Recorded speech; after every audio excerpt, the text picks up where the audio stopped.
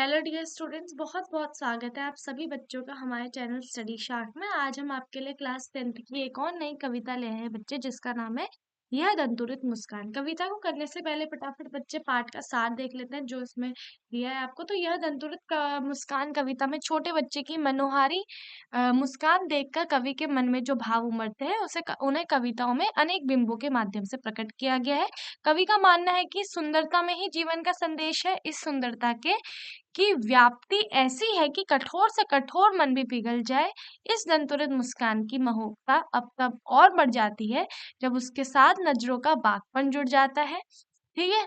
फसल शब्द सुनते ही खेतों में लहलाती फसल आंखों के सामने आ जाती है, परंतु फसल क्या है और उसे पैदा करने में किन किन तत्वों का योगदान होता है, इसे बताया है नागार्जुन ने अपनी कविता फसल में।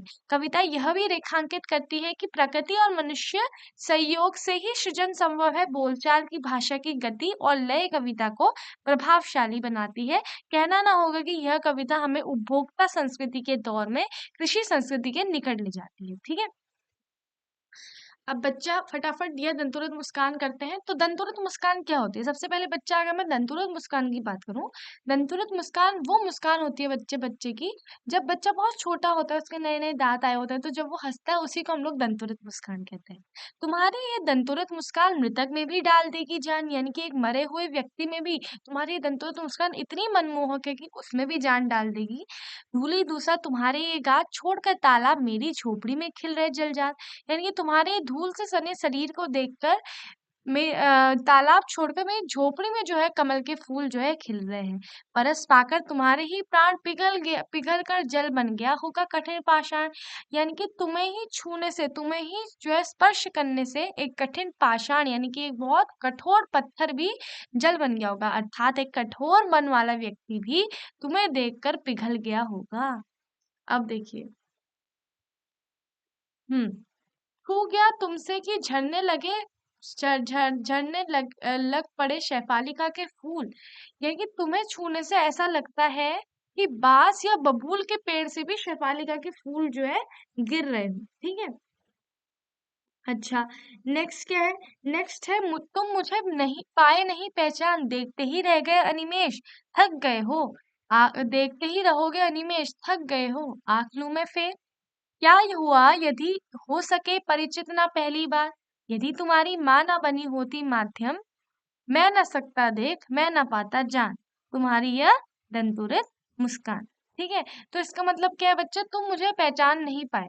इसका मतलब ये है कि क्या तुम मुझे पहचान नहीं पाए, मतलब कि अब देखो, जब वो छोटा बच्चा होता है तो वो क्या करता है, हमें घूर के देखते रहता है। छोटे बच्चे क्योंकि पहचानते नहीं है, अजनबी की तरह हमें देखते हैं, तो वो हमें घूरते रहते हैं जो भी अजनबी आता है। तो वह भी वही कहते हैं कि देखते ही रहोगे अनिमेष, यानी कि क्या तुम अब मुझे देखते ही रहोगे? थक गए हो। थक गए हो का क्या मतलब है कि अब तो तुम थक गए होगे मुझे इस तरह बार बार देख देख के। आंख लूं मैं फेर, क्या मैं अपनी आंख फेर लूं, यानी कि क्या मैं अब अपनी आंख फेर लूं, यानी कि मैं थोड़ा दूर चल जाऊं क्योंकि तुम थक गए होगे बार बार घूर घूर के ऐसे। क्या हुआ यदि हो सके ना परिचित ना पहली बार, क्या हुआ यदि हो सके परिचित ना पहली बार, यानी कि क्या हो गया, कोई बात नहीं अगर पहली बार परिचित नहीं हो सके। यदि तुम्हारी माँ ना बनी होती माध्यम, आज ये कि यानी कि अगर तुम्हारी माँ जो है माध्यम नहीं बनी होती आज, क्योंकि क्योंकि अगर उसकी माँ नहीं होती तो वो बच्चा नहीं आ पाता और उसकी वजह से वो जो कवि है उसकी दंतुरित मुस्कान प्यारी सी नहीं देख पाता। मैं ना सकता देख मैं ना पाता जान, तुम्हारी ये दंतुरित मुस्कान। धन्य तुम माँ भी तुम्हारी धन्य, चीर परवासी मैं इतर मैं अन्य, यानी कि वो कहते हैं धन्य तुम भी धन्य हो, तुम्हारी माँ भी धन्य है। चीर प्रवासी मैं, यानी कि मैं तो वो प्रवासी हूँ जो कि दूर से कभी कभार आ जाता हूँ, तो मैं जो है अन्य हूँ। इस अतिथि से प्रिय तुम्हारा क्या रहा संपर्क, यानी कि ये अतिथि से जो इतने समय बाद आ रहा है, इससे तुम्हारा क्या संपर्क रहा? इससे तो तुम्हारा संपर्क है ही नहीं, क्योंकि बच्चा, अगर कोई इंसान बाहर रहता है, वो बहुत समय बाद अगर घर में आता है तो उससे हमारा इतना अटैचमेंट नहीं हो पाता। तो वही बोलते हैं कि तुम्हारा अटैचमेंट तो सारा जो है तुम्हारी माताश्री के पास है, माताश्री से है। तो वही मैं तो जो है चीत प्रवासी हूँ और मैं अतिथि हूँ, मेरा तो तुम्हारे साथ कोई संपर्क ही नहीं रहा है। ठीक है। ठीक है। अब देखिए वो क्या कहते हैं, अब वो कहते हैं नेक्स्ट लाइन, कि उंगलियां माँ की कराती रही है मधुपर्क। मधुपर्क क्या होता है बच्चा? चलना मित्र, जो आपके 5 चीजों से बनता है ना, शहद, दही, और ये जो चीजें इसमें डलती हैं बेटा, और भी बहुत सारी चीजें, दूध, दही, शहद, बहुत सारी चीजें इसमें डलती है। इसमें मधुपर्क बनता है जो माता अपने पुत्र और अपनी संतानों को खिलाती हैं जब वो छोटे होते हैं। देखते तुम इधर कनखी मार, और होती जबकि आंखें चार, तब तुम्हारी दंतुरित मुस्कान मुझे लगती बड़ी ही छविमान। तो वही अब वो उसकी मुस्कान की ही तारीफ कर रहे हैं कि भाई तुम्हारी दंतुरित मुस्कान मेरे को बहुत अच्छी लगती है। ठीक है बच्चे, समझ में आ गया ये पूरी कविता, लाइन बाय लाइन मैंने एक्सप्लेन कर दी। अब आता है फसल में। फसल भी बहुत इंटरेस्टिंग कविता है। एक के नहीं, दो के नहीं, ढेर सारी नदियों के पानी का जादू। एक के नहीं, दो के नहीं, लाख लाख कोटि कोटि हाथों के स्पर्श की गरिमा। एक के नहीं, दो के नहीं, हजार हजार खेतों की मिट्टी का गुणधर्म। फसल क्या है? और तो कुछ नहीं है वह, नदियों के पानी का जादू है वह, हाथों के स्पर्श की महिमा है वह, भूरी काली संदली मिट्टी का गुणधर्म है, रूपांतर है सूरज की किरणों का, सिमटा हुआ संकोच है हवा के थिरकन का। अब ये कविता वैसे तो बहुत इजी है, पर बच्चों आपको बस इसमें एक चीज याद रखनी है जो आपने विज्ञान में पढ़ी होगी। एक आपकी प्रोसेस होती है फोटोसिंथेसिस, फोटोसिंथेसिस कहते हैं आई थिंक उसको। तो वो आपकी साइंस की बुक में होती है, जिसमें आप ये पढ़ते हो कि किस तरह पौधे अपना जो है खाना बनाते हैं।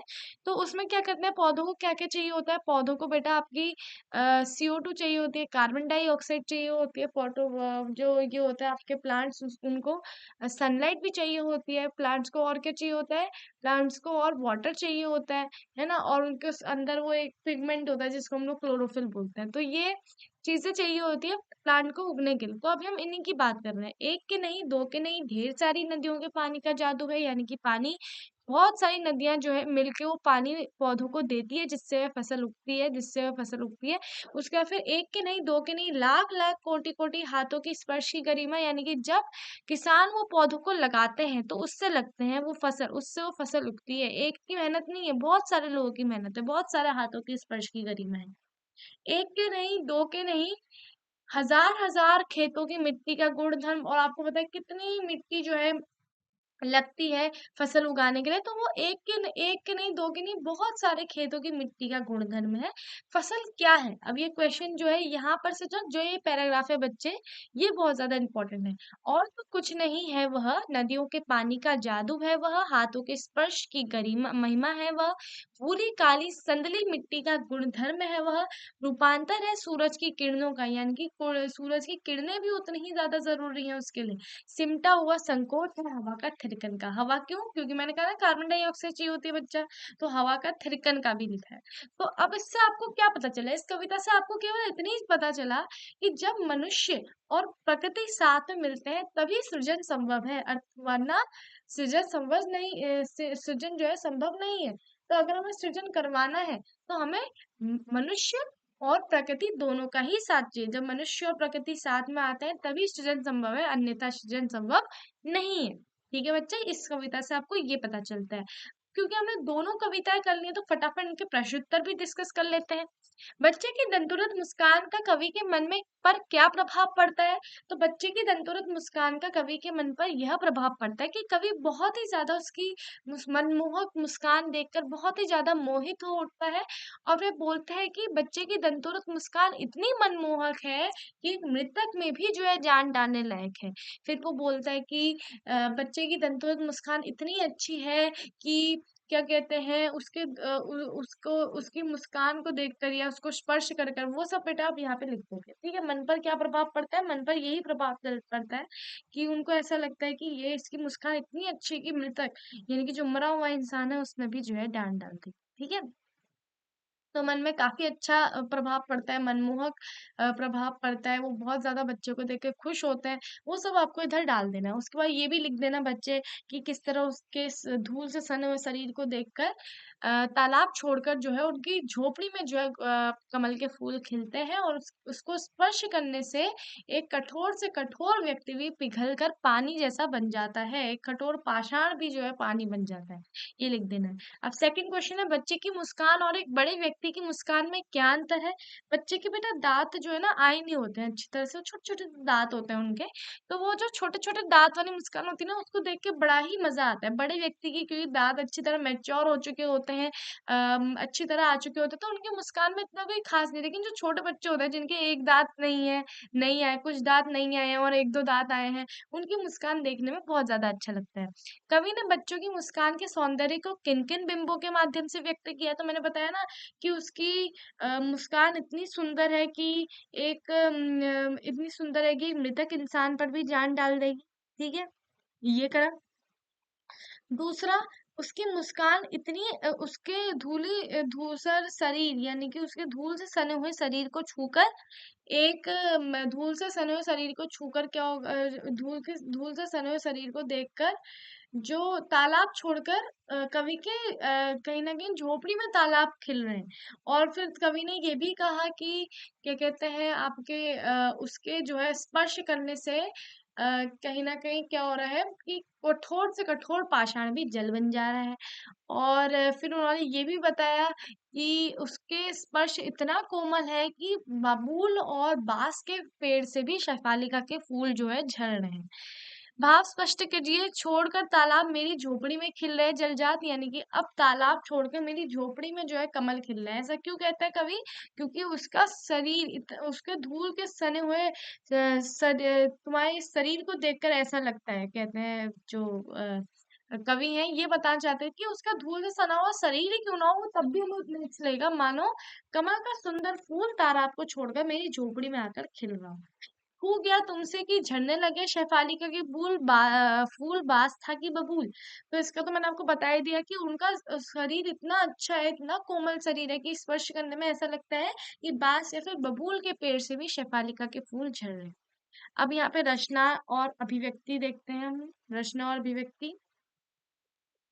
मुस्कान और क्रोध भिन्न भिन्न भाव है, इनकी उपस्थिति के बिना वातावरण में भिन्नता का चित्रण कीजिए।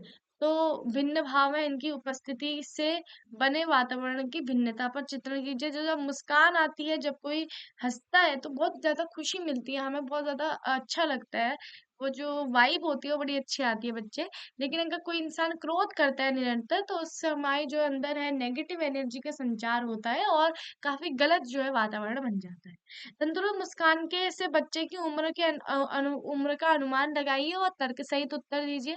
तो तंदुरुस्त मुस्कान बेटा जनरली वो बच्चों की होती है मुस्कान जो 1 से लेकर 3 साल तक के बच्चे होते हैं ना, उनकी तंदुरुस्त मुस्कान होती है। ठीक है। बच्चे से कवि की मुलाकात का जो शब्द चित्र उपस्थित हुआ है उसे अपने शब्दों में लिखिए।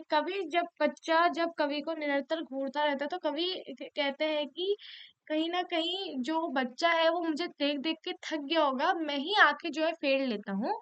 क्योंकि कवि को ऐसा लगता है कवि चीर प्रवासी है, कवि यहाँ बहुत कम आते हैं।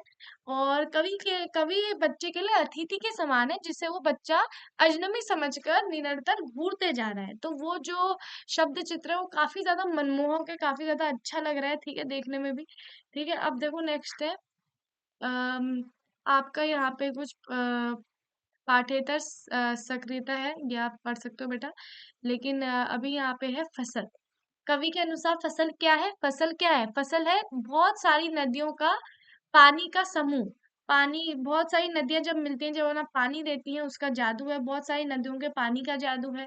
और लाखों जो है हाथों की गरिमा है। और ये आप कह सकते हो कि हजारों सांदली मिट्टी के गुण धर्म उसमें होते हैं। और साथ ही साथ फसल और क्या है? फसल ये भी है कि एक आप कह सकते हो सूरज की किरणों का क्या है? वो सूरज की किरणों का अ, रूपांतर है। और हवा की थिरकन का सिमटा हुआ संकोच है, हवा की थिरकन का, यानी कि हवा की थिरकन की है। तो ये फसल है। जो यहाँ पे दी ना फसल क्या है, ये जो पूरा पैराग्राफ लिखा है, मैंने पहले ही भी बोला था बच्चे कि पैराग्राफ बहुत इंपॉर्टेंट है। और कुछ नहीं, नदियों के पानी का जादू है वह, हाथों की स्पर्श की गरीम महिमा है वह, भूरी काली संदली मिट्टी का गुणधर्म है, रूपांतर है, सूरज की किरणों का सिमटा हुआ संकोच है, हवा हवा की थिरकन का। ऐसा का ऐसे एग्जाम में छाप के आ जाता है। ठीक है। अब देखिए नेक्स्ट है, कविता में फसल उपजाने के लिए आवश्यक तत्वों की बात की गई है। आवश्यक तत्व कौन कौन से हैं? तो मैंने आपको बताया बच्चे, पानी, बहुत आवश्यक तत्व है। फिर अगर मैं बात करूं आपके लाखों करोड़ों हाथों का स्पर्श, यानी कि हमें बहुत जरूरी है कि मनुष्य भी उसमें अपना हाथ लगाए तभी फसल उग सकती है। और फिर हमें मिट्टी चाहिए फसल उगाने के लिए, और हमें फिर क्या चाहिए, सूरज चाहिए किरणें देने के लिए, और फिर हवा भी चाहिए थोड़ी। तो इससे जो है फसल उगती है। इसका मतलब हम सिंपल ये कह सकते हैं बच्चे, जब प्रकृति और मनुष्य साथ में मिलते हैं तभी जो है फसल का सृजन संभव हो पाता है, अन्यथा वो सृजन संभव नहीं है।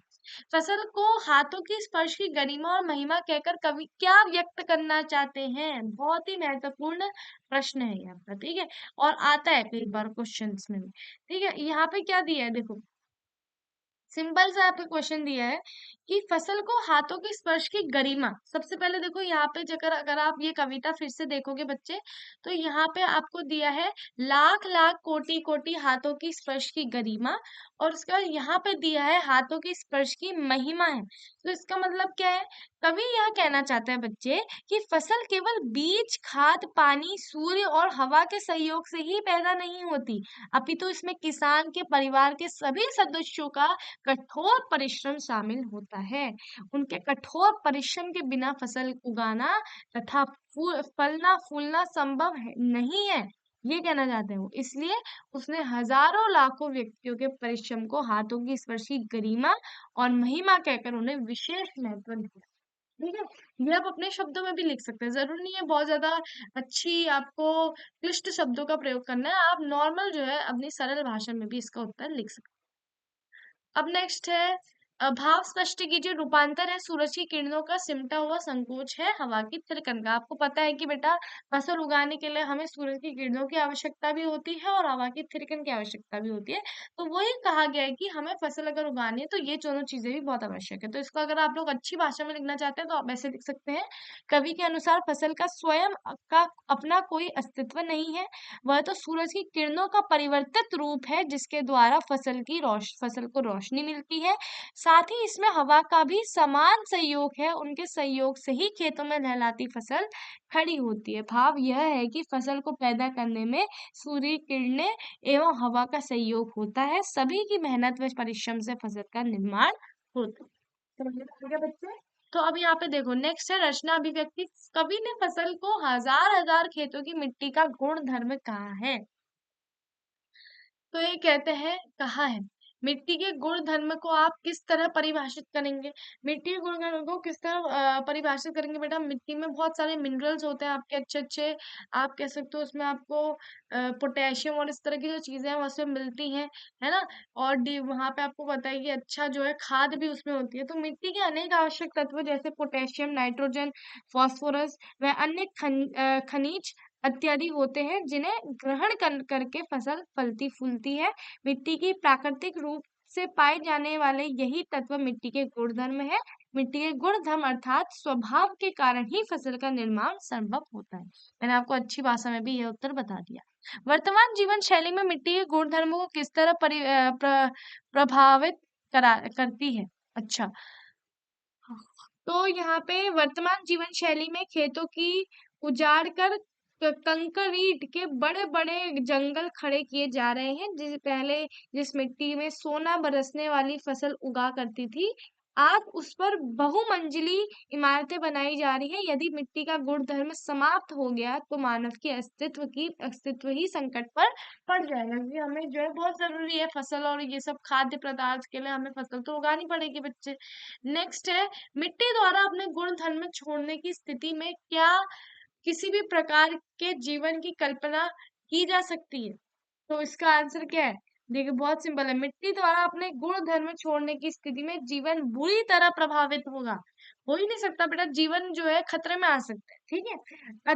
अधिकाधिक फसल लेने के लिए अनेक प्रकार की रासायनिक खादों का प्रयोग किया जाता है जिसे मिट्टी के गुण धर्म का स्वरूप बिगड़ने के परिणाम स्वरूप इसका दुष्परिणाम अनेक प्रकार की बीमारियों, तनाव आदि के रूप में सामने आ रहा है। ठीक है, अब देखिए बच्चे नेक्स्ट है, मिट्टी के गुण धर्म को पोषित करने में हमारी क्या भूमिका हो सकती है? मिट्टी के गुण धर्म को पोषित करने कर मनुष्य और मनुष्यता को बचाया जा सकता है। इसमें हमारी भूमिकाएं भिन्न हो सकती है, निम्न मतलब बहुत सारी प्रकार की हो सकती हैं। कोई कुछ और करना चाहे, मतलब डिफरेंट डिफरेंट हो सकती है बेटा।